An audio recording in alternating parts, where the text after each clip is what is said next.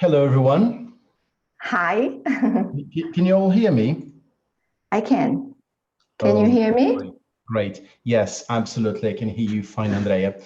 So let me just say a big hi to our audience here. So can you please state where you're talking from, where we're chatting from, actually? Yesterday, we had a huge audience, not only from Brazil, but from many countries as well, such as the United States, Portugal, Iran. There were people from Japan. Wow. So that was absolutely fantastic. I really enjoyed seeing that. And today, so if in case you don't know me, I'm Julio Vietas. I'm going to be the host for today's session. And Andréia Poppi is going to be our presenter. So Andréia, can you talk a little bit about your presentation? What can the audience expect from your beautiful presence here? Well, I'm humbly here to say that I'd like to share with teachers some of the practices I have been doing in my online teaching so that I can help them start teaching online maybe next week in this period of crisis and sometimes despair. So I've gathered some activities that I usually carry out with my students, and I'll be really pleased to share with all the participants today. That's beautiful. That's amazing. Well, so here with you all, we have Andréia Poppi. So let me just find here. Okay, so Andréia Poppi Maia has been in ELT for 20 years. She has worked in various contexts and currently work as a self-employed teacher. Post-graduated in ELT, she also holds TKT, CPE and CELTA. She is president of Braz-Tesol Maringá Chapter. So I have the honor to have Andréia Poppi here with us. Thank you very much, Andréia Poppi, and it's all yours. Thank you, Julio. So good morning, everyone. Thank you all for being here watching this session. I do hope I can help you. I do hope this session can bring valuable information to you, to your online teaching. Well, let me share my screen.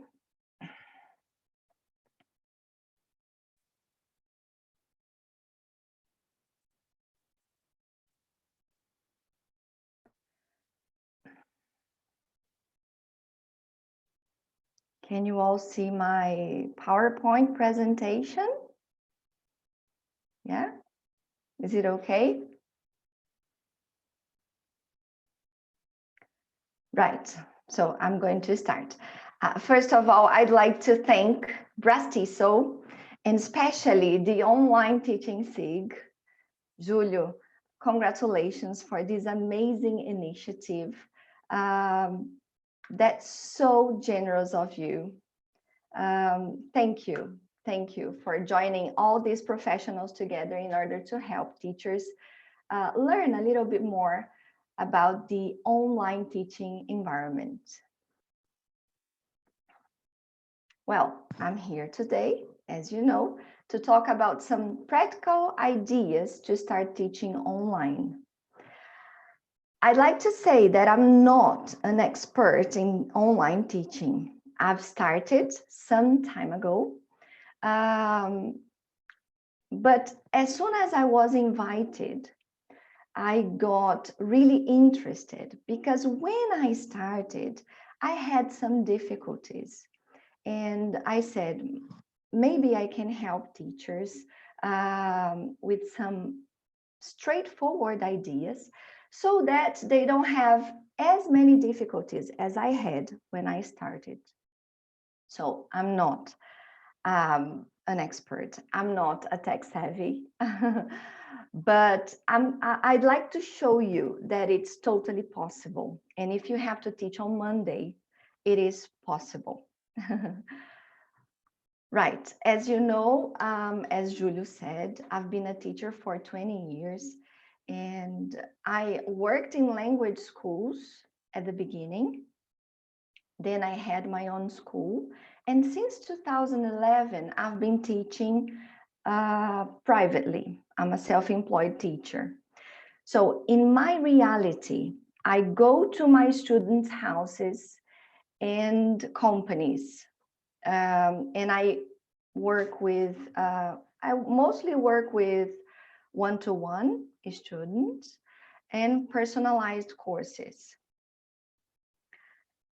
And some months ago, I decided to start teaching online. I've been flirting this idea for some time. I've been taking some courses online. I've been trying to learn how to teach online for some time. I prepared a space here in my house to teach online. I prepared my equipment because I would like to start teaching online in a professional way. Right. And why? Why is that? As I work face-to-face and I go to my students' houses and companies, I normally drive 500 kilometers per week. That's a lot. That's stressful. That's really tiring. I teach in 3 different cities around my city. I don't know if you know, I'm from Maringá, Paraná. So I work in 3 different cities around Maringá. And I mainly have one-to-one students because I'm only one person. And if I want to have a group, I'll have to rent a room. I'll have to rent a space. So I'll have more expenses. And also now, because of coronavirus, most of my students nowadays are presential, are face-to-face. I have a few online students because I'm starting to have this transition. But now, due to coronavirus, due to the crisis we've been going through, 100% of my students are online. And I'm glad I was prepared for that. But if you are not, I'm sure you can be. Right. What are the benefits of online teaching from my point of view? No traffic, the thing that is really time consuming for me and quite stressful. Less expenses because I don't need a car. Yeah. Less expenses also about appearance. I don't need to worry so much about the clothes I'm wearing. That's really comfortable. Of course, I won't be here disheveled or wearing my pajamas, but it is simpler. Also, the flexibility and convenience. I'm at home. Yes, my lesson finishes at 2:30 and the other starts at half past 2. So it's quite convenient and flexible because I can adjust, I can manage my students' schedule more easily because I'm home. I don't need to leave. And also, the greatest benefit now is to keep working during this social isolation. Yeah, so everything is the same for me. So lucky me, lucky us that can work online. Yeah, that can still work online. And also, the world is the limit. When we work presentially, our area, our city is the limit. Yeah, and we are only one. When we work online, we can have students from anywhere in the world, and we can have groups more easily, I think. So my horizon has broadened dramatically. But of course, not only benefits, there are challenges. First of all, we depend totally on technology. And this can be frustrating sometimes due to the rain, the internet's not working properly, or the computer crashes. There can be some inconvenient issues related to technology. Another thing that I see is that there are tons of online teachers out there. Here in my area, the demand is huge for face-to-face lessons. I don't have any problems having students, but online, who am I online? Nobody knows me. So I'll have to work hard on my advertisement strategies, my social media accounts. Yeah, I need to be careful with that. And for this, we can take some courses with Julio Vietas. He can be really helpful. And also, there are big names in the online teaching world, and we'll be there together with them. But no panic. We can start doing a great job with the first online student. And by word of mouth, the quality of your teaching will be spread. And you may have other teachers and you can start other students and you can start this transition. Yeah. Right. To start with teaching online, you need essential equipment, which is very basic ones: computer and a camera, earphones with a mic, and at least 10 megabits per second internet connection.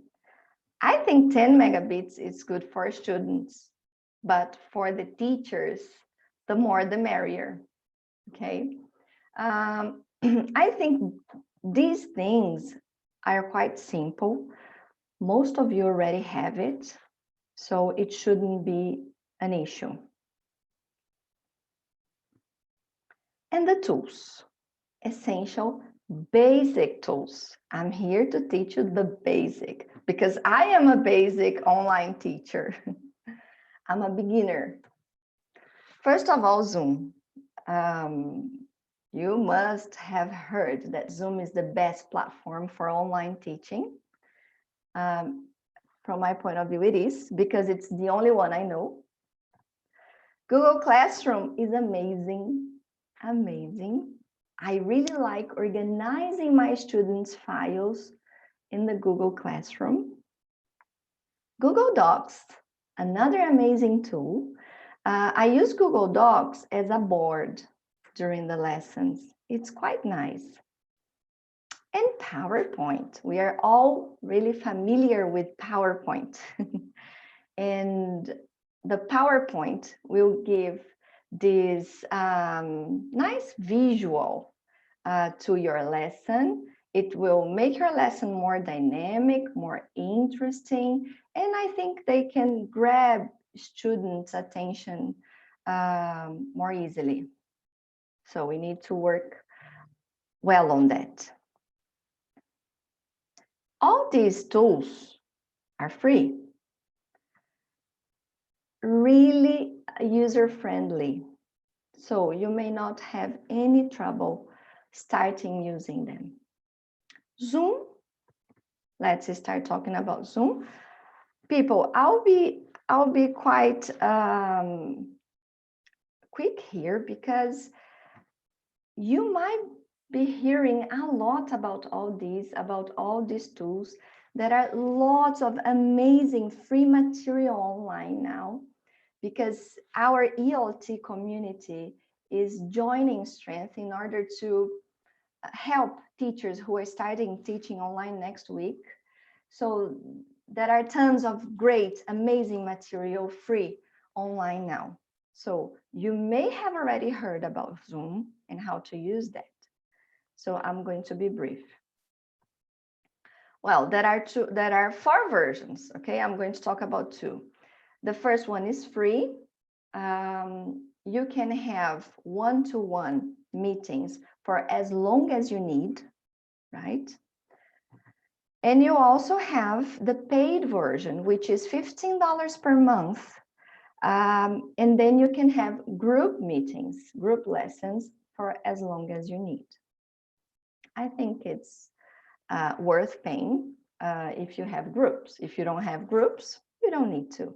You can stay with the free version. Well, just a quick note on how to start with Zoom. You have to register, and then as soon as you sign in, you're going to host a meeting with video on. As soon as you do this, you will appear on the screen. Then the first step is to click here in the invite button and then copy the invitation. I normally send this invitation by email or WhatsApp. There are other ways of doing this, but this is really simple and straightforward. Okay, it's ready. You send the invitation, you just have to wait your students to enter the room. There is this bar at the bottom of the screen when you use Zoom. You have the microphone that you can mute or unmute, the video that you can stop or not. You also have some video settings here.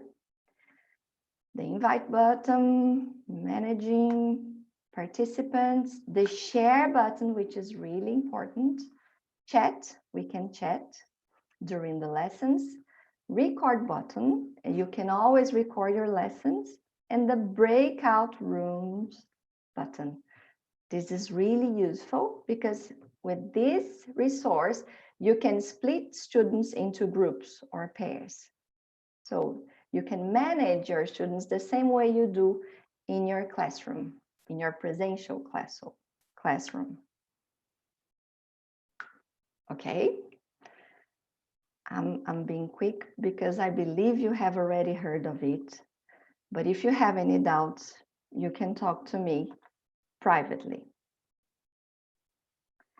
Right, when we click on the share button, this pop-up window will appear.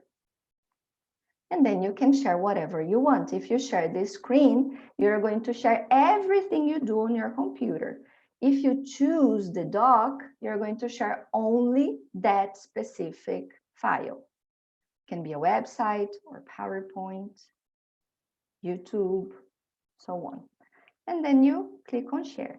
Something extremely important that took me some time to learn about listening audio tracks.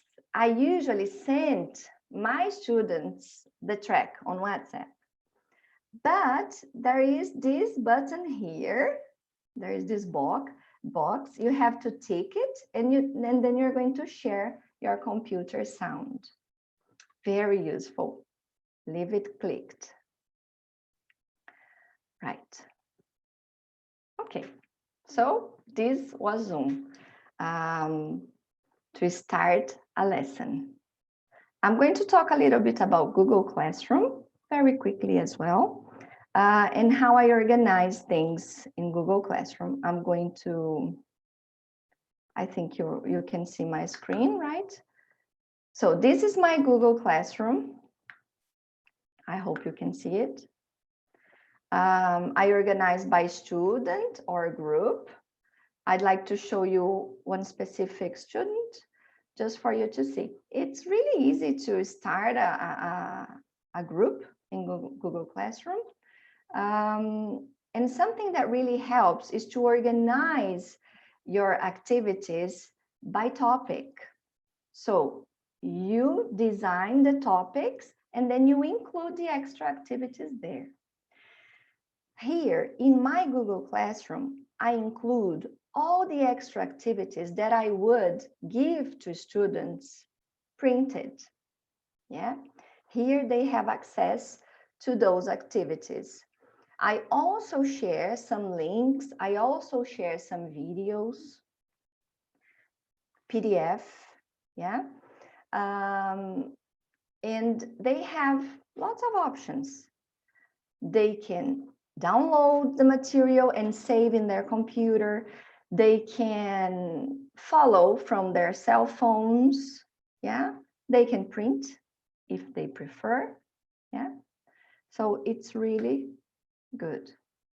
This student of mine lost her course book. So before our classes, I always send her the page we're going to work with. So I have one topic here, which is course book, because I need to send her all the time the page we're going to work with. Okay. Another thing that I would like to talk about is Google Docs. Well, I really like Google Docs because we can share the link with the students and they can edit together with us. So I can provide them with extra activities on Google Docs and we can work together. Students can work together, they can answer, they can type. And this will always be here. So whenever they don't remember something or they want to revise something, they can rely on Google Docs. They will have this link forever. And it saves automatically. You don't need to worry about saving. This link will be in my PowerPoint presentation. And at the end of my talk, I will share with you this PowerPoint presentation. And you can also have this link. So if you want to copy the example of activities I have in this document in Google Doc, you can use it, you can edit, you can change pictures, you can change themes, change topics, and use the way you like. Just for you to see, here I have an activity where I'm revising vocabulary. So I taught places in town, and I ask students to type the corresponding names. If there's only one, they shouldn't type alone. But if there are more than one, there's more than one, I nominate students. So John, you do numbers 1, 2, and 3. Mary, you do numbers 4, 5, and 6, and so on. And they can type together. Another activity here, just to show you as an example, classify the words. They have to copy and paste the words under the corresponding column. You can have any topic here as well. And if you have more than one student, you can color the words differently. So John works with blue, with the blue words. Mary works with the orange words, and so on. And here I have questions and answers. They are supposed to read the questions and answer about them.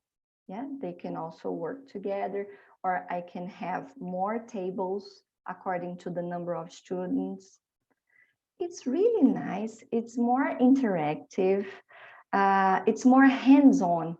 Yeah, I really like Google Docs, and it will be always here for the students to refer to whenever they need. Okay, let's go back.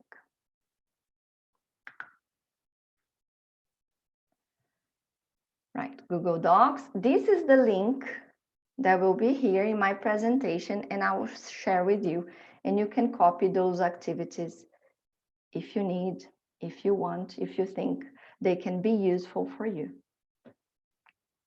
Right, now PowerPoint, the star of our lesson. I really like PowerPoint. I know there are more advanced, more technological tools, but I feel confident using PowerPoint, and I can do it quickly, so I don't spend a long time preparing my lessons. One thing I would like to tell you is that when we teach online, we can't see what students are doing. So sometimes we ask them to open their books to page 16, exercise 4, and you think they are doing the activity. And then after 3 minutes, they are in the wrong page, doing the wrong activity. So I recommend that you scan the activities you're going to do in that lesson. Scan or take a picture. Most books nowadays, they have the digital version, so you don't need to worry about scanning. Always show that. So before they start doing the activity, display that activity on the screen and explain that, give the instructions, right? Then you will be sure that they are doing the right activity, okay? Because you can't see as in a classroom. And it's also easier for you to correct because you can refer to the items and nominate students to give the answers, yes? And you can show where the answer is. You can show the answer. For example, you can write the answers here on PowerPoint. It appears as students give the response, and so on. Another thing that is really useful, always include the audio track of that activity on the screen, okay, in your slide. Because remember that you shared the audio I showed you in the beginning. Here, it's easier, it's more practical. You don't have to be searching for things, leaving the main screen, stop sharing in order to share the audio. Everything is here. The handout is here, the activity they are supposed to do here, the page, and then you just press play. The quality is really good. The same quality you receive from your computer, students will receive in theirs. Have a look. Hello. Hi. A table for two, please. Yeah, just for you, just as an example. Yeah, so these two tips are very useful. Yeah, display the activity and also the audio. Right. And then, as we are working online, sometimes we get confused about things we can do, things that are possible to do, activities that I can carry out, students can carry out in an online environment. So I brought here some examples that I would like to share. First of all, memory game. We can display lots of examples of vocabulary items we have already taught. So this is vocabulary review. We give students some seconds to look at the screen, and then we cover it. Students come up with all the vocabulary they can remember about the picture. This is nice. This is a way of revising, and it's fun. Here in blue, I'll leave the instructions for this activity, because then when I share my PowerPoint presentation, you can remember how to deal with this activity. Another nice activity that you can use with your students online is look and say. So, for example, I taught some food adjectives, and then I showed them the picture and part of the word, yes? And they have to remember it. If they can't come up with a word, I go on showing letter by letter so that they make an effort to remember, yeah? It's nice. It helps them memorize words and revise words. Another example, spicy. Yeah, the instruction is there. You can do that with any vocabulary, and it's nice. Another activity that I normally do is matching. Yeah, so here you can have any pictures and the corresponding words. What is important in this activity is that you number the pictures. You always need to number the pictures because you're going to ask students So what's number 1? And then you need to draw the line in order as well. Okay, so number 1, what do you think is number 1? And then the student gives the answer. If it's correct, you can draw the line. And so on. Okay. It is possible to do matching online. Another one is Tic Tac Toe. It is possible to have a Tic Tac Toe online, but the only problem here is that students can't choose the number. Okay, they will have to answer the questions as they appear. And then the teacher is going to choose if there will be a winner or there will be a tie. The first thing teachers have to do is to divide students into groups or pairs. And group 1, for example, he answers number 1. Correct? There is a not. Now group 2 answers the second, if it's correct, across, and so on. The game goes on. And in my situation, everybody wins. Yeah. And you can add any type of pictures or questions or gapped sentences if you want to revise grammar. It's quite nice. Andrea, there is a question here for you. Yvonne, so Renata is asking, how do I design the activities to look that professional? For example, the one you're showing right now.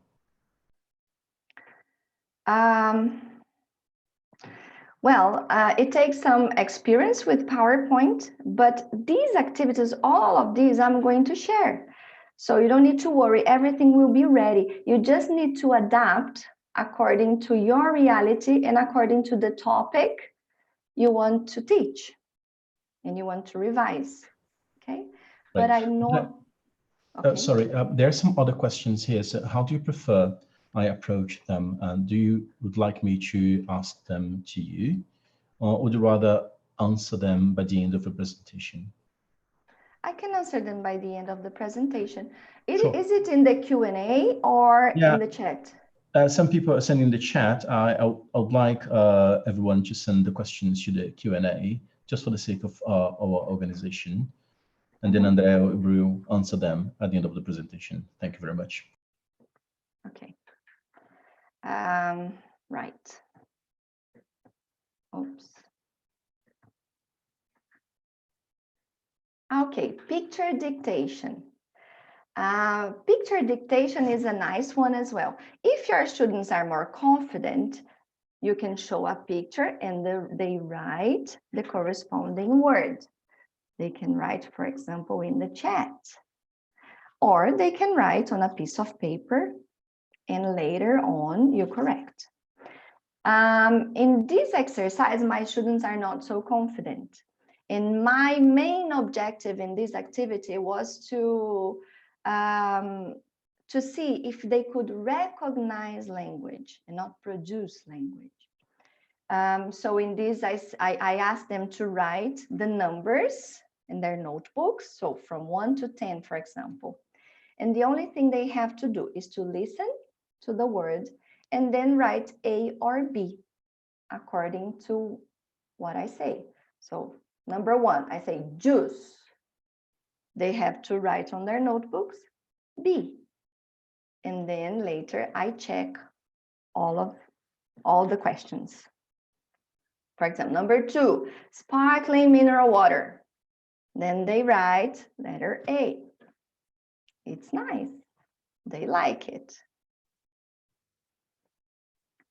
Number 3, sweetener, and so on.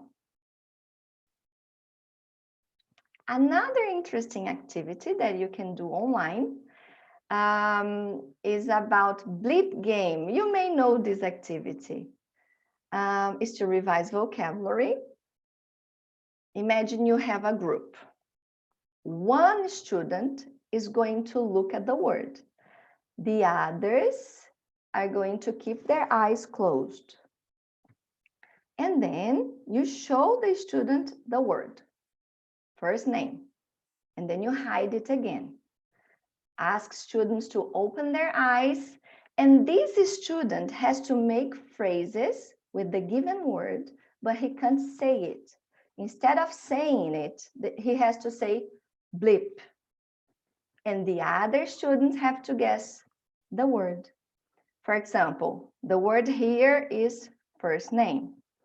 So, my last name is Maia. My bleep is Andreia.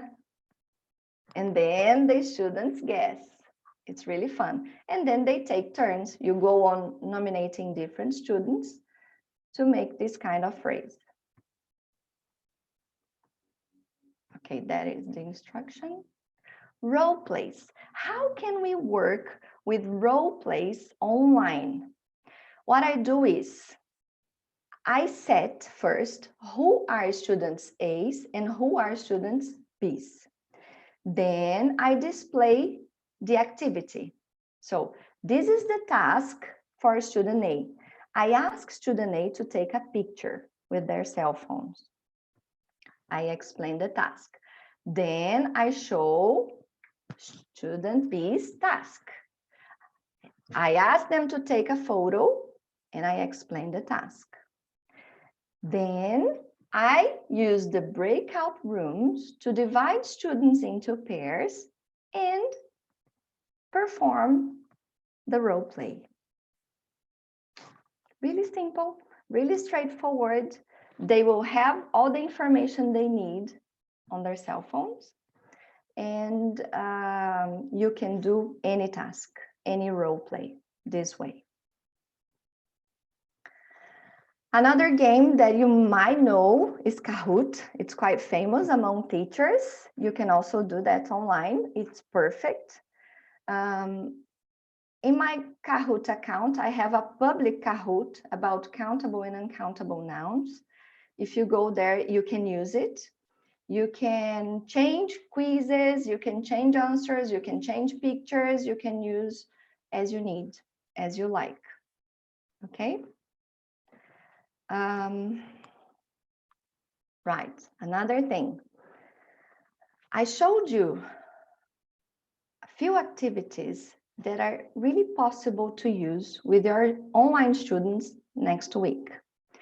I'm going to share with you everything. I'm going to share my PowerPoint presentation.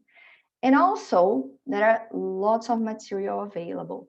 Cecilia Nobre, this amazing ELT professional who is going to present tomorrow at 2 p.m., made available these days a list with a lot of online teaching resources. She has provided teachers with blog posts, websites, courses, webinars, tools, very important and relevant things for the ones who are starting to teach online. So I recommend you have a look at it. The link will be here in my PowerPoint presentation as well. Okay, this is the QR code for my presentation. So you can have access to this PowerPoint and you can use it, change it, edit it, do whatever you need so that it becomes relevant to you, to your group, to your students. I really hope it can help. And now I would like to say thank you, and I'm going to answer some questions. And I even get emotional to see how our ELT community is getting together in order to help one another. I'm really proud of being part of this amazing community. I'm not very experienced on online teaching, but I tried to show in such a short time how to deal with things in a simple and straightforward way. Okay, I hope I have managed. Right, so now I'm going to answer the questions. Q&As, right, Julio? That's right. So would like me to Andrea, read the questions, or can you read them? I can read. Andrea, how do you correct grammar spelling on Google Docs with students? For example, if the student misspelled a word or used the wrong structure during the Google Doc exercise. Wow, I asked them to do the activity. When I'm going to correct, I never correct on the spot, like, oh, this is wrong, the spelling is wrong. I ask for help. So people, there is a problem here. Can anyone help me? So with the help of the group, I correct the words. So you don't need to nominate, oh, who made this mistake? You can share the screen, the Google Doc, and then you can ask for help. It's a more constructive way of correcting students because they help you. They come to a conclusion concerning the mistake. Andrea, there is a question from YouTube here. Is it the same if you use Google Slides instead of PowerPoint? Yes, it is the same. I just don't know how to use Google for presentation, but it is the same. You just need to get acquainted with it. It takes time. So in this urgency we are living now, I would suggest that you use the tools that you feel more comfortable with. What else?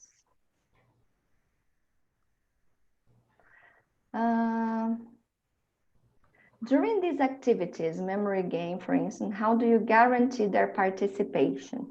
Concerning groups, wouldn't they speak at the same time? Well, you're going to nominate students, right? Concerning groups, they have to unmute their microphone in order to give the answer, right? So you may hear lots of students speaking, the same as in a classroom, right? Group B will be muted, Group A unmuted, and so on. So you hear the answers and then you check. Where do you find resource? No, I did myself. I made the activities, okay? For example, the Tic Tac Toe, I drew the lines, I searched for the pictures I needed, I put there, I drew the squares, and I picked the knots and crosses in Google Images. And then I inserted the presentation mode, the animation mode. Okay, that's how I did it. But it's ready. You don't need to do anything more. The only thing you have to do is to change the picture, but it won't interfere in the format. It won't interfere in the order of the presentation. Okay, just change the picture you want to use and return the blue square to its place.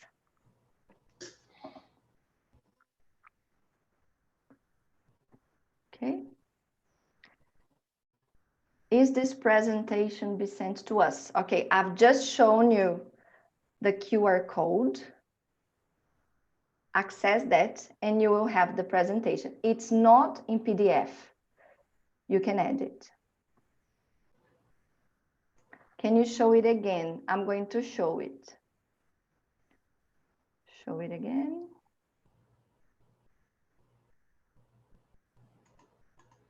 There it is.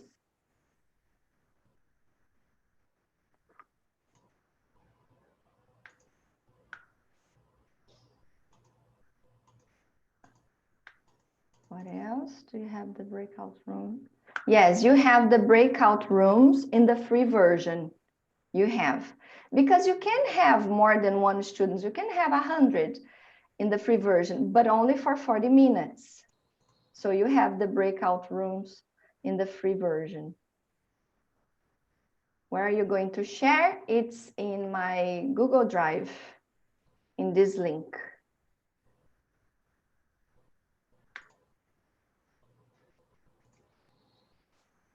Any other important questions, Julio? Is it time to finish? Well, let me see if there are some questions in the chat box. Juliana is asking here, have you ever used Skype? Just as a student, not as a teacher.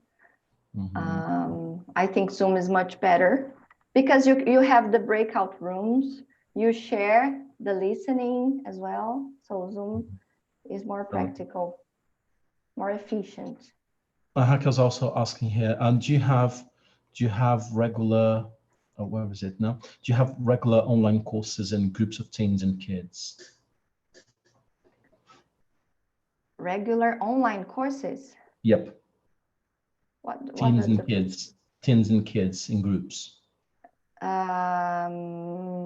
I'll start one this week because of coronavirus.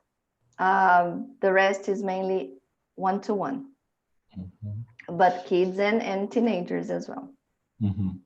So Lucas is asking here, when you have students in the breakout rooms, how do you monitor them? Can you listen to all of them at the same time?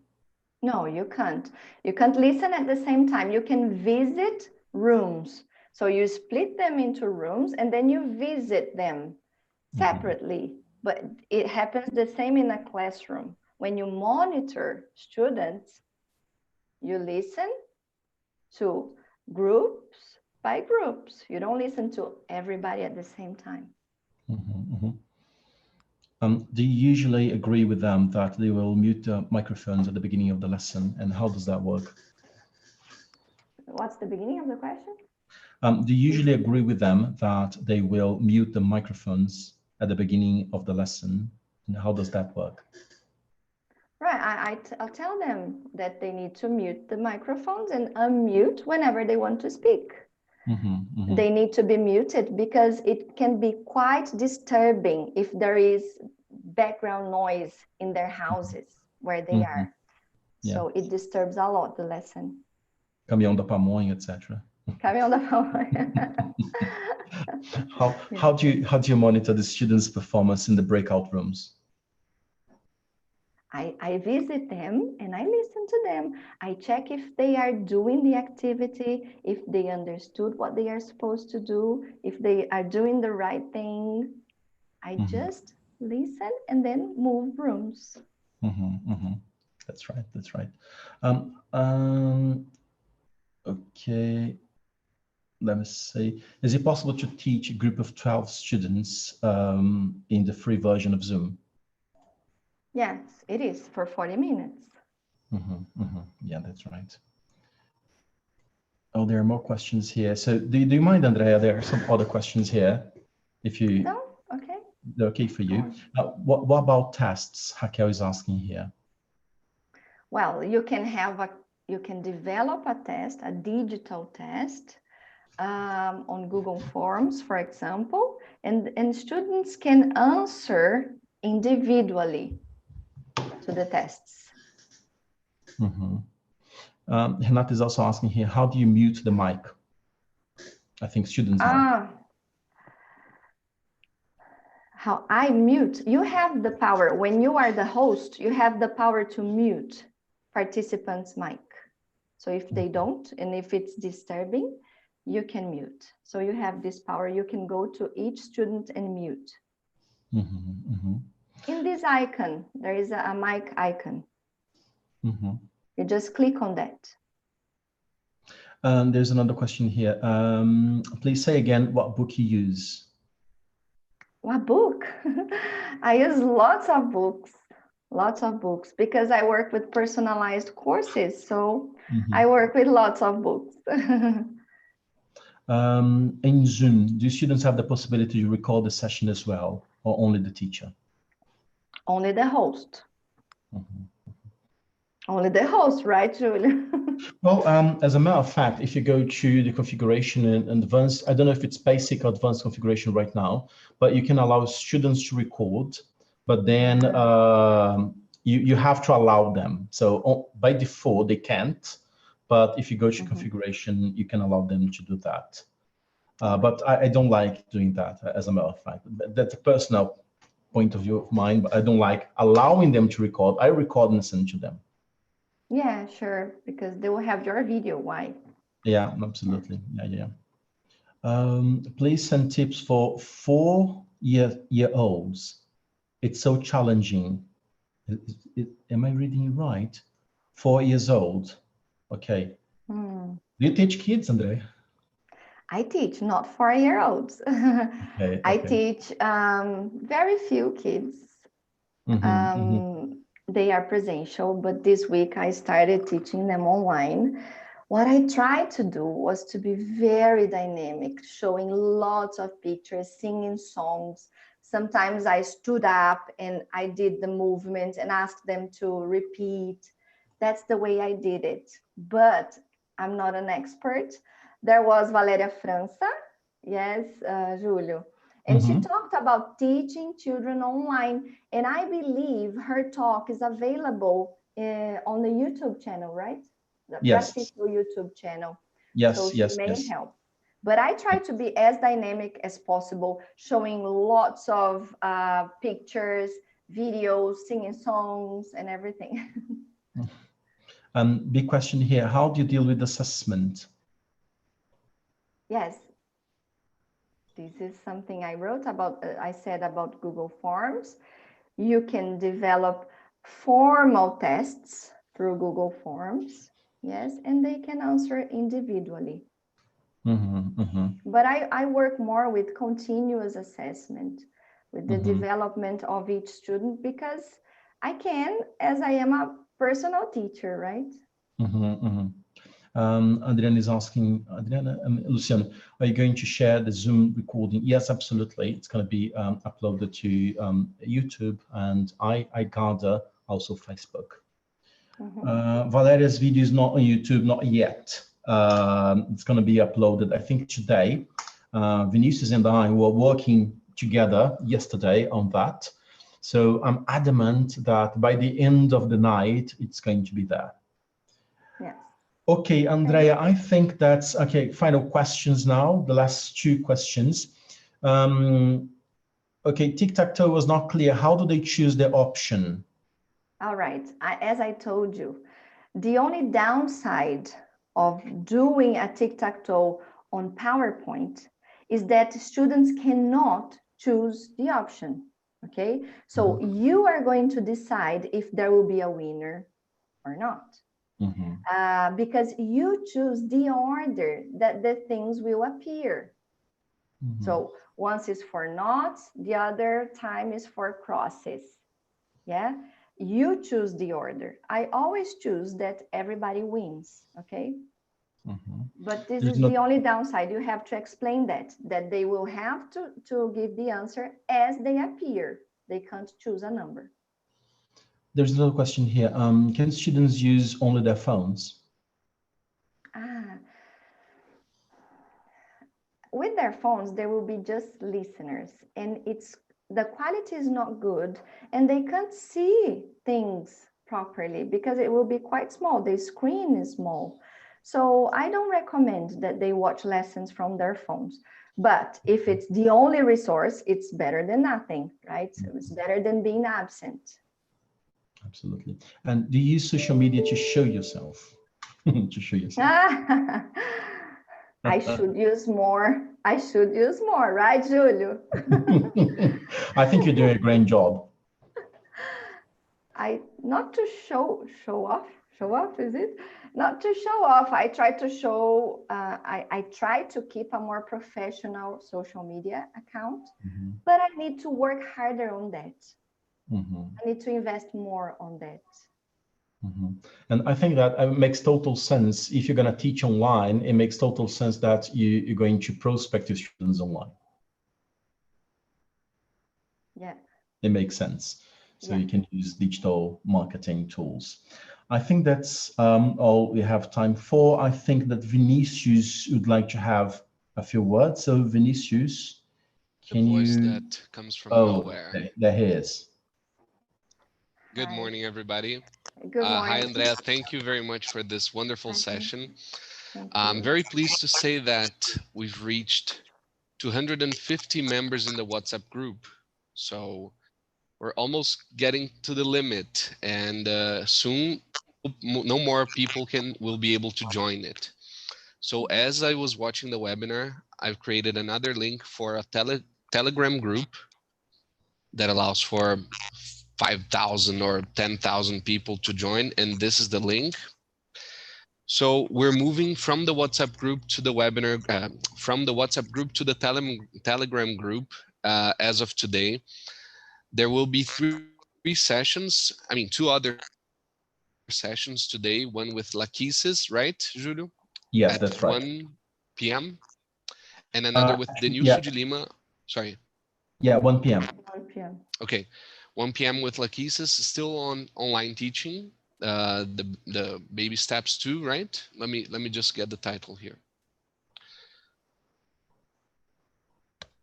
Laquises online teaching 101, the very basics.